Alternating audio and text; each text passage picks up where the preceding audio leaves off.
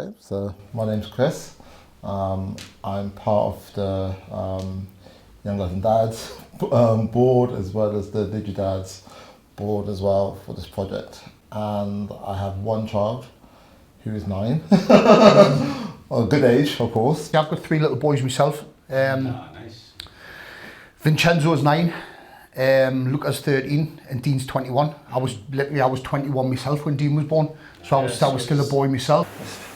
My name is Connor Clowes. I've got a 3-year-old son. He's called Jackson. I was 17 when I had him. That was me sitting with Dean on my knee. I was 21 and that was my little boy sitting on my knee. At 21, and that's when now. My job is like fun fairs, like I travel, so like I don't really see him, but when I do, like it means everything when I see him. Sometimes like when I go away, I don't see family, so like I do miss my family, but like once like the fairs aren't on, I come back and see like my son. Like it does affect us like sometimes because like I can't see him, but I want him.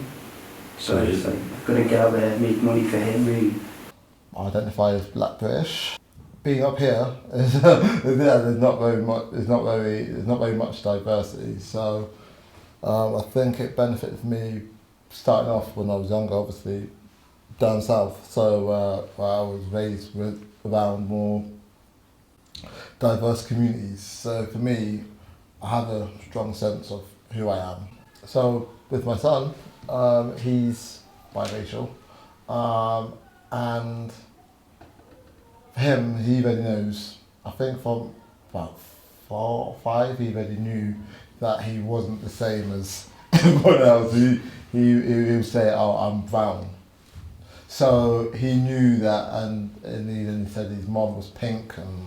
But I know probably like a year or 2 years time, unfortunately, I'm going to have that conversation with them, which every black parent has with their child, unfortunately, about how if once they start to become more mobile and being out there by themselves, how certain situations, how to handle themselves in certain situations. The world is very different now to what it was then. My boys are mixed race. I've got 3 little boys myself. They're mixed race, and to be fair, they're the coolest kids in school. With me, every day was torture. So the world's very different now. It's evolved in a good way. But like I say, I grew up in a house full of women, being the only man in the house, and never had really had a male role model. Yeah. So as it happened just a few weeks ago, through a friend request on Facebook, I've actually met my dad. And I've met the whole side of the family that I never knew existed. And what kind of support would you like to see from like professional sort of support, like obviously midwives or young dads or? Like midwives should like involve the dad I think more instead of the wife. I don't feel there's enough information to tell people that there is a support network there. Yeah. I don't think people are aware that there is support there that can help them, because I'll be honest, I certainly wasn't aware that there was help there to support us. Yeah. So I would think that possibly in terms of moving yourselves forward, as in a support network, I think you need to put it out there that there is help available. Yeah. Because at the minute, like I said, till this, I didn't realise there was support there. Yeah. So I would think maybe it's a little bit more advertising to let people know that there is help and there is support there. Young dads will be in education, or they will be in some sort of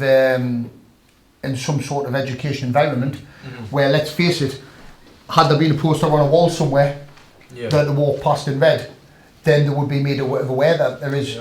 Because the sad thing is that through referrals, there's got to be enough of a problem for it to be referred to. So there's actually got to be an issue there before it can be helped, rather than preventing an issue. As a young dad, I mean, if you're struggling, I mean, basically most people's mentality is just to knuckle down, grow up and push on, isn't it? Yeah, it's quite a... That's very much it's a man thing. Let's face it, it's a man thing, isn't it? As a man, most men would struggle to admit that they were struggling. I don't think it's so much about location. I think being a dad is what you make of being a dad. I mean, I was a young dad at 21. I was still a boy myself. I was a boy that brought a boy into the world. At 21, I 1000% wasn't ready to be a dad. The difference between when Dean was born, I was still very much Jack the lad. I was out getting into trouble with my mates. We were out causing trouble. I wasn't mature enough to be a dad. Whereas the second time round, when Luca and Vincenzo were born, I was a man that was ready to take responsibilities. I was a man that knew that was what was expected of us as a dad. And one of the things I most respect Dean for is he never once complained that I was better dad to Luca and Vinny than I was to him. He just sort of accepted that I was too young to be a dad. I was too young to face responsibilities. Like I say, I grew up without a dad. I grew up in a house with my mum, with my nana, with my sister. So I didn't really have an example. I didn't have a role model. I didn't have a model to follow. If that makes sense. So to me, I was like, I was slung in the deep end, as in, right, there's your little boy, and it's like, well, hang on, no one showed me how to do this. When he was first coming, I had all these questions, ideas, thoughts in my head, stuff like that. Because my dad wasn't really in my life. He's always been in and out. So I couldn't really, didn't have any figures that I could go and talk to, family figures. I had an uncle, but he passed away sadly, that was there for his child and everything else, and was a good role model at first. And then I had a granddad as well, but obviously he passed when I was younger as well. So, but those would have been my two, like, role models to say, oh, this is how being a dad is, and this is how, like, being a family man is going to be, and stuff like that. But I never had that. So I was kind of isolated really.